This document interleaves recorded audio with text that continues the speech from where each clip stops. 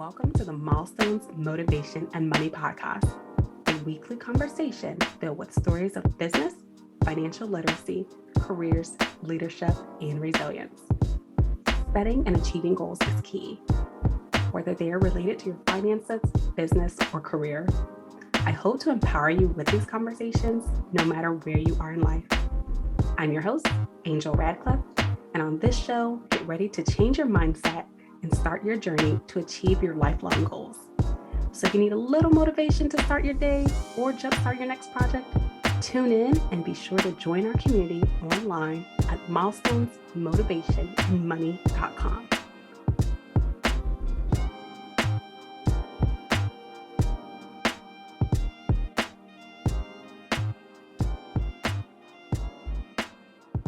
Jeffra, welcome to the show. Thanks for having me, Angel. I'm excited to be here. I'm excited for you to be here and share all of the information that you have in regards to web design and websites and the World Wide Web. Well, I'll be as helpful as I can. Well, we heard a little bit about you in the intro, and you're a small business owner. Of course, people may want to know a little bit more where you're from, how did you get into what you're doing? So do you mind sharing and letting people know a little bit more about you? Sure. So I've always been interested in computers and technology in general. I've always been drawn to computers since I was younger. I was building computers, learning about them in high school, and making websites here and there for family and friends and such. But it wasn't until much later that I actually decided to make my own company and do this professionally. So that's when I created Fro Bro Web Technologies. Started out with web design, but quickly expanded because, when a business wants a website, what they really want is more customers. So even if the website looks good, which is, I made good websites, they wanted it to actually, people need to find it. It doesn't matter how good it looks if nobody ever sees it. So I added in hosting and maintenance, SEO, and ads, all the things that go with a website that help you actually leverage it and turn it into an asset for your business instead of having it just be something that sits there. As I can give you a little insight on the name too, I have an afro. You can't see it right now, but I grew my hair out in high school because my mom had been telling me to. When I was younger, I always had a crew cut, so I didn't even know my hair was curly.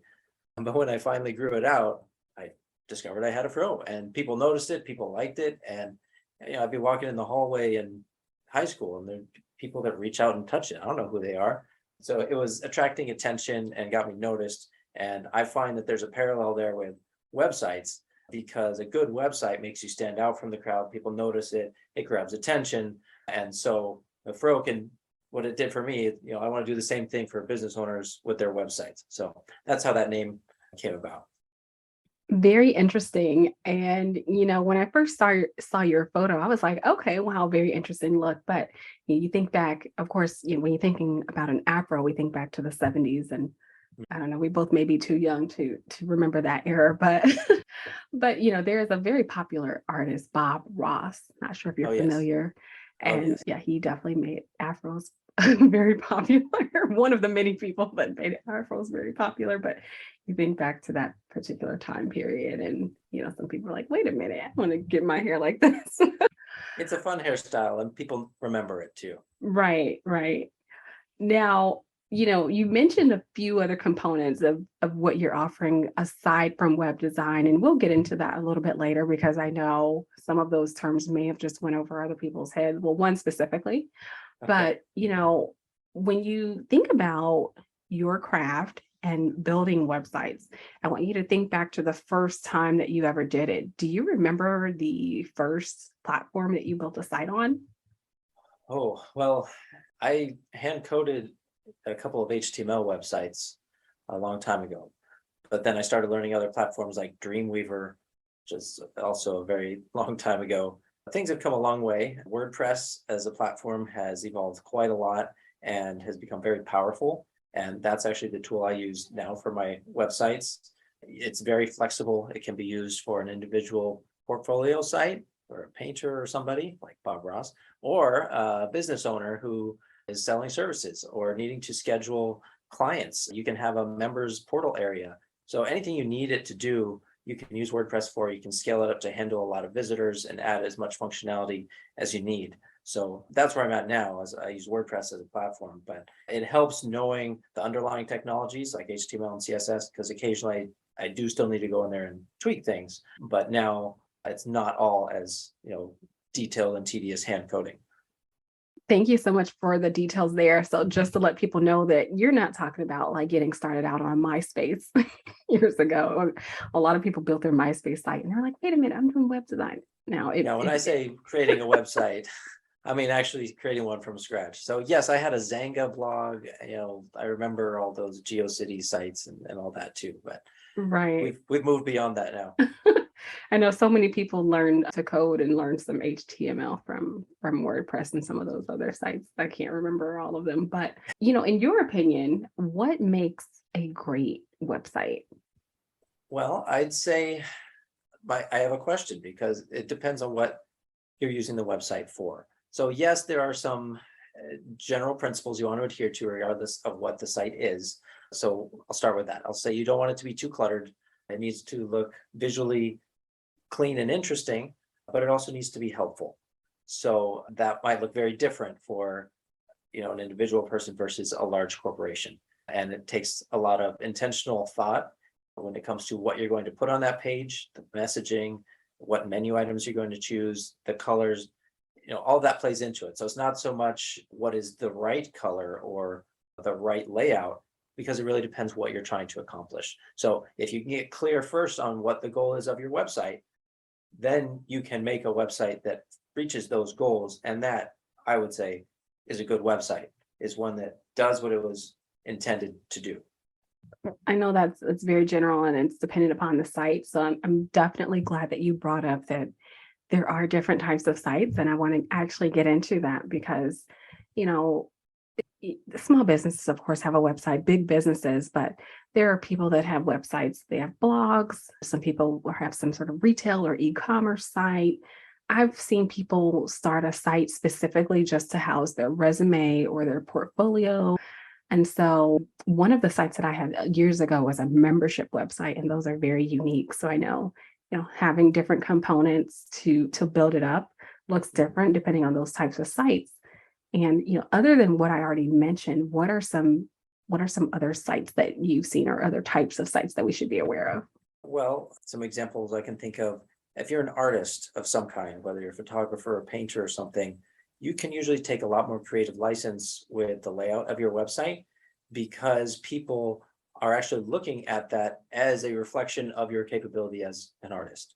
If you just have a basic blocky website and you're supposed to be this, creative individual, people might question how good you actually are, even if websites aren't your medium. Painting could be your thing, but if you still have a boring website, it might give people pause. Whereas if you are a Fortune 500 company, you're not going to stray too far from something that's clean and contemporary, but it's not going to go too far outside the box. It's going to be efficient and be organized, but you're going to look at it and you're going to initially, immediately feel that, okay, this is a company that knows what they're doing. They're established. You can tell that they've been around the block, right? So those would be some very contrasting types of sites. And then, of course, there's blogs that people can do whatever they want with their own personal blogs, because they're not trying to get an ROI on it most of the time. They're just posting whatever they feel like. People will follow them if they like the content that they share, or their poems or their pictures. But it's different when you have a business website where you actually have metrics that you're trying to accomplish. And if you're taking sales through your website needs to breed confidence at multiple levels. People need to think, okay, this looks like a secure site that I'd be comfortable typing my credit card into. And they're looking for the little lock in the top address bar to see that it's a secure site. They might be looking for the VeriSign logo at the checkout page. There's all these little minor clues that people pick up on that say, okay, this is a trustworthy site. And those play a big role in business sites and not so much on personal sites. Did I answer the question? You did. So a lot of different components, and appreciate that. I'm sure people will find that very valuable. So earlier you mentioned, other components of things that you offer to help someone maintain their site, and you talked about SEO. There's someone that's listening that has no idea what SEO is. So can you give us some context there and what does that actually mean? Absolutely. So SEO stands for search engine optimization. Now, anybody in the world can make a website, host it on a server somewhere. And as long as it's publicly available on, the World Wide Web, Google and these other search engines will find it and index it. And that just means they're putting it in their list of websites that they know about, so that when somebody searches for, curly hairstylists in Lake Forest, then Google says, "Oh, I know a website about that. Here you go." And it gives you those results. That's what we see on the Google search results page. Now, if you want your site to be found, you need to do a couple things to, number one, make it easier for Google and the other search engines to find you. And then number two, to help those search engines understand what your site is about, so it knows when to show your site to people. And third, demonstrate to Google that your site is authoritative in those areas, so that you should be ranked above other similar sites when someone is searching for something relevant. Now, I know there's other components, like you mentioned ads, and I think it'd be very interesting to go into that. But I've heard about like tags or meta, and can you give some insight as what does all that mean when someone has a site? Like, what is meta? Not Sure. Facebook, not the new Yeah, Facebook name. not the new Facebook. Well, so I just described SEO at a very high level. So if we want to get into some of the details, there are things called meta tags on a website. Now, these are, if you look at the actual HTML code for a page, you'll see those tags. It's not something that shows up on the normal display for a website, but it is there. So the search engines see it, and anybody that wanted to look at the code could see it. These give additional information to the search engines, and it helps provide the context that they need in order to understand your website. There's header tags. Those serve dual purposes. So they serve a design purpose, because you can create styles that adjust how your headers look based on if it's a H2 tag, H3, H4, different size headers. You might notice the H1 is the biggest and boldest usually, and the others get smaller. But Google also looks at the H1 tag as an important indicator of what this page is about, because that's usually what is used as the title on that page. So this is your contact page. It's usually just contact or contact us, something like that, or about or home, whatever it is. You're telling Google this is what this page is about. Google also looks at the H2 and H3 tags and so forth to figure out what each section is about, and is looking for keywords so it can understand your content. There's also a title tag that's very important for every page, because again, that's what Google's looking at to understand what you want to be ranked for. So on a Google search results page, you see all the different entries of the results it's giving you. The first line that's usually in blue with the name of the website, that comes directly from your title tag. So many times it will say home, Bob's air conditioning, home, Jim's gardening. And there's millions of websites that just say home. That's a missed opportunity. So if you're a business owner right now, go look at your website. If your homepage just says home in the title, change it to something that's relevant to you. So maybe something like air conditioning repair in Lake Forest, Bob's air conditioning, something like that. Now you're telling Google, this is what I want to rank for, and it'll better understand what your page is about. That's a quick win for SEO. There's a bunch of technical bits of SEO that you can do and little things like that. There's on-page SEO, we call it, when you're changing things on the actual page, the keywords in your title tag and your header and all that.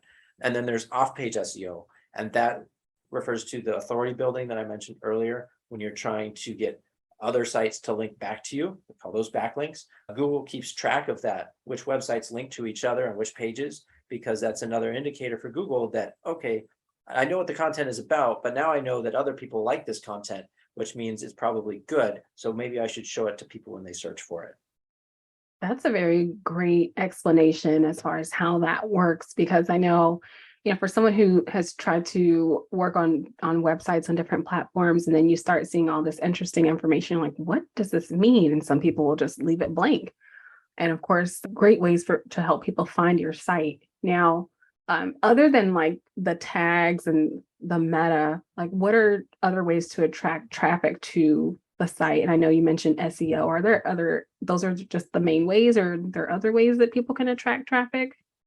Oh, there's lots of ways. SEO is one way. The nice thing about SEO is that once you've done these things, done the technical bits, and then built up your authority over time, your ranking will stay pretty consistent as long as there aren't new competitors coming into the space. So it's one of those things that might take a little bit of time up front, but then it pays off over time. There are, of course, ads. There are many different types of ads that you can run to get people to your site. There's Facebook ads, there's Google ads, Instagram ads, TikTok ads. That's just the social media ads. You can still run ads in traditional print media too, in a magazine that gets sent to people's house. You can do a radio ad and put your website in there. I think of your website as the hub of all your branding and marketing efforts because everything points back to it. It's on your business card. It's in your email signature. It's in these ads that you're running. And so you need to make sure that your website is done well and you know what it's supposed to do, because then you can check if it's actually doing its job. If it's converting visitors into customers, is it getting them to sign up for your newsletter? What do you want it to do, right? But so we talked about SEO as a way to get people to your site, ads, all kinds of ads. There's also just manual outreach. If you try to connect with people on LinkedIn or Facebook, start talking to them, finding people that might fit your target demographic, inviting them to visit your website, maybe have a free giveaway. Yeah, I don't know if you want to dive into any of those more specifically, but Now, I'm pretty sure that you've probably met business owners, small business owners who don't have a website. I know yes, I I have. have. I know I have. And oftentimes I've run into people who never even had a business card. But I know nowadays you can do so many different things aside from carrying a business card. But a website, it's like, how do you even get people to learn more about what you're offering if you don't have a site? And when I have those conversations with people, typically it comes down to a cost issue of hiring someone to build a site. Now, for someone who is kind of struggling and they're bootstrapping their business and they haven't really built up the funds to pay a web designer, what advice would you have for someone just to get their business out there and like on the web? I'd say you need something. So even if you can't afford a professional agency to build your site right out of the gate, use one of the free page builders that you get when you register your domain name, whether that's GoDaddy or WestHost, Bluehost. They usually have some option for a cheap or free template website that you can update a few things, and at least now you have a web presence. I would encourage you not to stay there forever. So once you've gotten a little more established and built up some funds in the business, redo it to make it even better. But it's better to have a website than to not have a website. It used to be that you could get along without one, and some people still try to do that today, but more and more customers and businesses, before they hire anyone, they're going to check the website. And it goes back to those cues that we were talking about earlier. People are wanting to know, are you some fly-by-night organization that's going to disappear tomorrow after I make my first payment? Or are you here for the long haul? Have you been in business for a long time? Are you involved in the community? All these things, they want to feel good about hiring you and working with you. So a website is your chance to do that, to make that a good first impression, to earn their trust, show them that you're legitimate. Even if it's not the best website, if you don't have one, there's some people that just immediately move on to the next person on the list. They just won't hire you. If you don't take the time to build a website, you clearly don't care about your business. That's almost the mentality of a lot of people. So I'd say get a website, even if it's not perfect.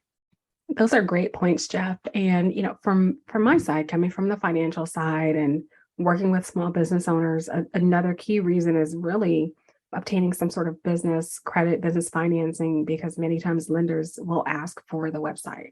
They'll ask for a Yes. business phone number, they'll ask for a website. And I've seen people be denied grants or, they can't move forward with the process because they don't have a website to put on their application, which is, Mhm. really insane. But, I know we just shared, or you just shared some tips rather for someone who can't necessarily bear that upfront cost of hiring a web designer. Give me some ranges. And I know this actually may not be an absolute response just due to the different types of sites, but let's say for the average small business owner, how much should someone expect to pay to have a website built? Yeah, that's hard because there is such big range, but I'll try to give you as best of an answer as I can. So if you're hiring a web design agency, probably on the lower end, you're going to be in the $3,000 to $5,000 range for a professional website. You might be able to find a freelancer that'll do it a little cheaper, but usually the difference between an agency and a single freelancer is the agency is going to have separate people doing the different tasks. So they'll have a graphic designer, they'll have a copywriter, they'll have an SEO expert. and they'll have people who can optimize the performance of that website to make sure it loads fast.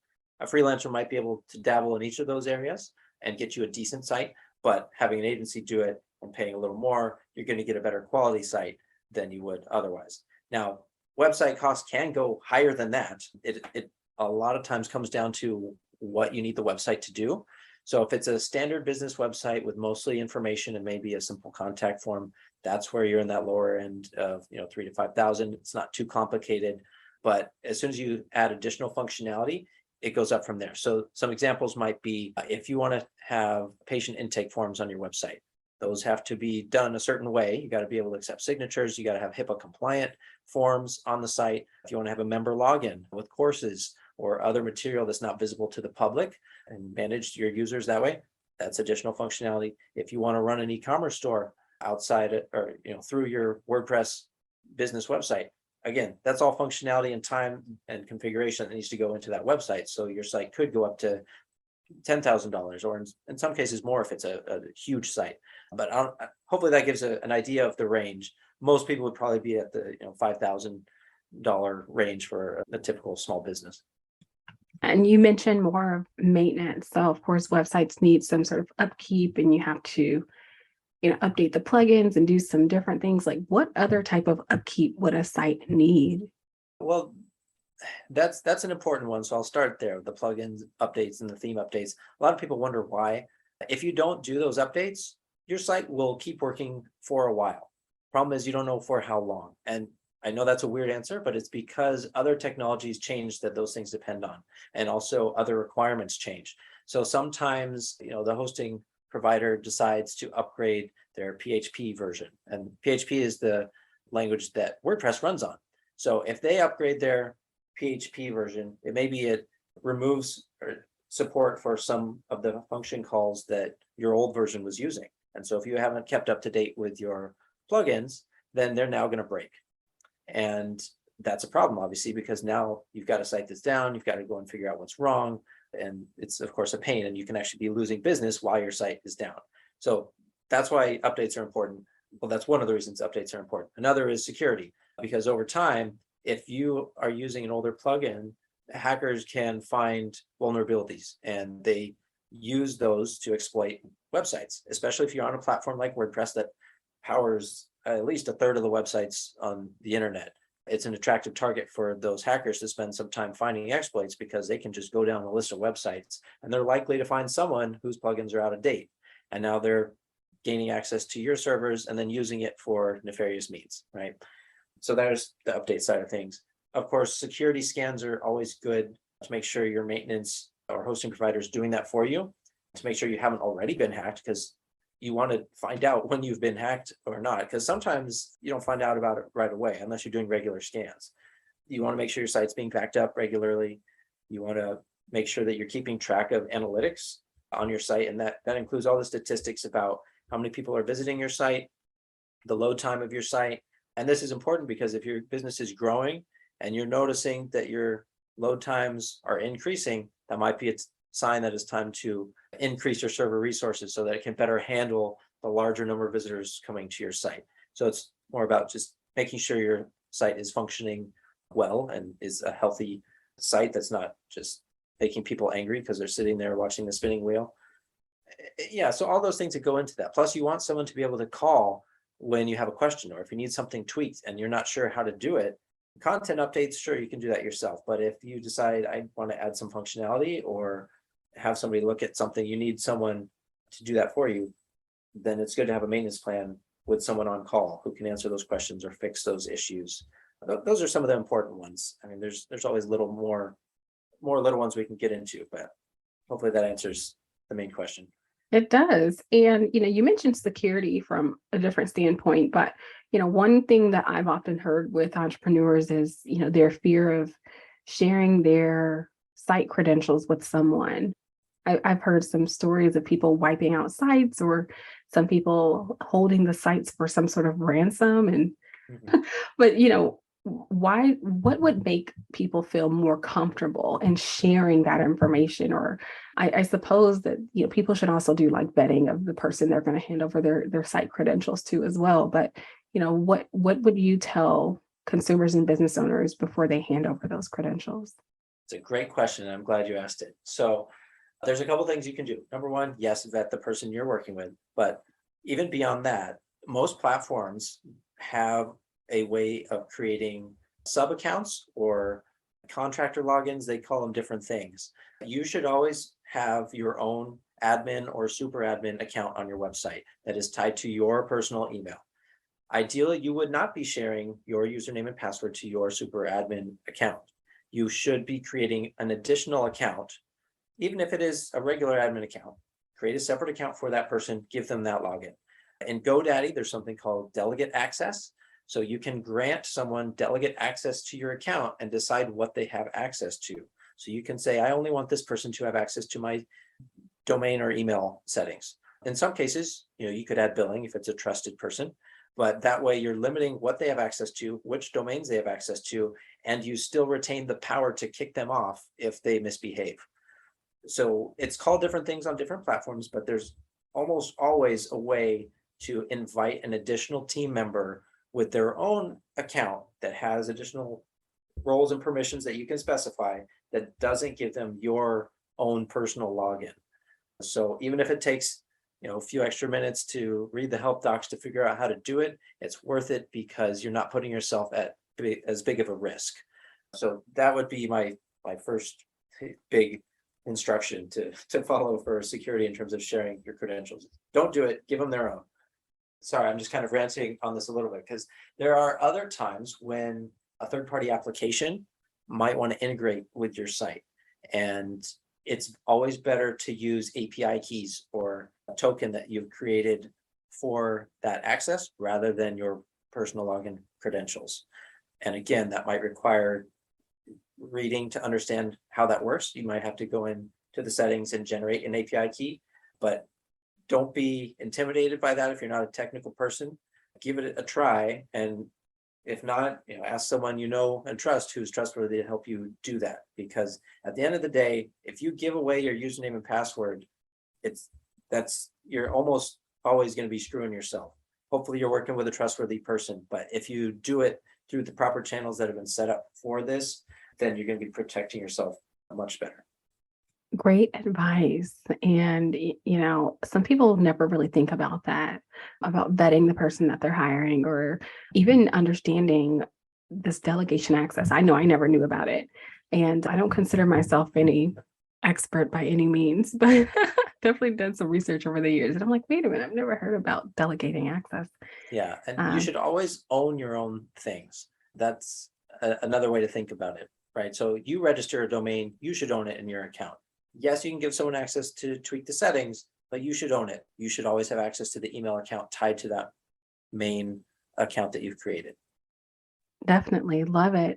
So, Jeff, I know we're getting to the end of the show, and I always have a question I like to ask my guests. You've probably heard it on a previous episode, but a part of my brand is the phrase balling on a budget. Have you heard that term before? I have heard it. It's a great phrase. It's been out for many years. And when you hear the phrase balling on a budget, what does that mean to you? Well, when it comes to websites, it means you've got yourself an awesome website at a great price. So in some cases, if you're tech savvy enough, you could do that yourself. Or if you found a freelancer that's really good and they don't charge too much, maybe they're early on in their career and they didn't realize they can raise higher prices yet.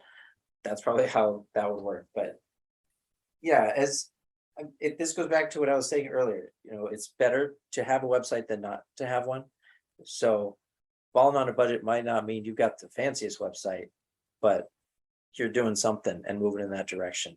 Balls are always rolling, right? So if you're not making any changes or improvements and you're just hoping it'll change down the road, you're not going to get anywhere. But if you start that ball rolling with the free version and then upgrade later when you got a bigger marketing budget, over time your site is going to be an actual baller website with all the bells and whistles that you need. Awesome. Love it. Love it. Now, back to your business, Fro Bro, you've given some really great information and provided value throughout this show. You mentioned some of the services that you offered early on in the beginning. Give us one reason why small business owners and consumers should reach out to you. Well, I've been doing this so I can help spare you the time and headache of figuring out a lot of this for yourself. So, on the one hand, having a website feels simple because, oh, I'll just slap it up there with a Wix or Squarespace or something. And like I said, that's a good place to start. But there's a lot of things you're overlooking and not thinking about that go on beneath, behind the curtains or underneath the hood, whatever you want to say. There's the performance aspect. If you don't know how to optimize your site to load quickly for your customers, you might be causing them frustration. A lot of people don't stick around, they'll go somewhere else. If you don't know how to optimize it for SEO, you're losing out on potential organic traffic from when people are searching for your services. So basically, by working with me, you're getting all of my experience and my team's experience that we have from doing countless business websites over the years, and you're getting that at a reasonable price. So it's really a bargain because you're going to be saving a lot of time and effort and probably all the hair that you pulled out too. Awesome. Awesome. Now, where can listeners find you online? You can go to frobro.com, FROBRO.com. You search on Facebook, Instagram, Twitter, LinkedIn. I'm there as well, Fro Bro Web Technologies. And if you go to frobro.com, you can sign up for a free call. I'll do a consultation with you. We'll look at your website together. I can give you some pointers that you can go implement yourself if you're not ready to hire me. And if you tell me that you listen to this podcast, I'll give you $100 off any SEO package. And basically, my goal is to help people out. I want to rid the world of terrible websites. So if I can do that by giving you tips one-on-one, I'll do that. If I can do that by building your site for you, I'll absolutely do that. So That's a great deal, $100 off. So definitely tune in and see how Jeff can help you. Venture on over to his website. Jeff, any last words for listeners today? I'd just say, don't ignore your website. I know it's easy to get caught up in the day-to-day of running your business, but it's important to set aside some time to make sure you're not just treating the website as another checkbox that you have that, oh yeah, I've got a website, it's fine. You need to spend some time looking at it and seeing if it's actually doing what it should be doing. Is it bringing people to your business? Is it turning those people into customers? Is it an active contributing member of your business? Is it a contributing asset, or is it just sitting there draining your expense account each month for your hosting costs? So be intentional about it and make it awesome. I hope you've enjoyed the show. Be sure to leave us a review and let us know any ideas you have for a future show topic. And if you really want to show us some love, share this episode with a friend and be sure to join our community online, milestonesmotivationandmoney.com. You can also follow us on Instagram at milestonesmotivationandmoney. Tune in next time.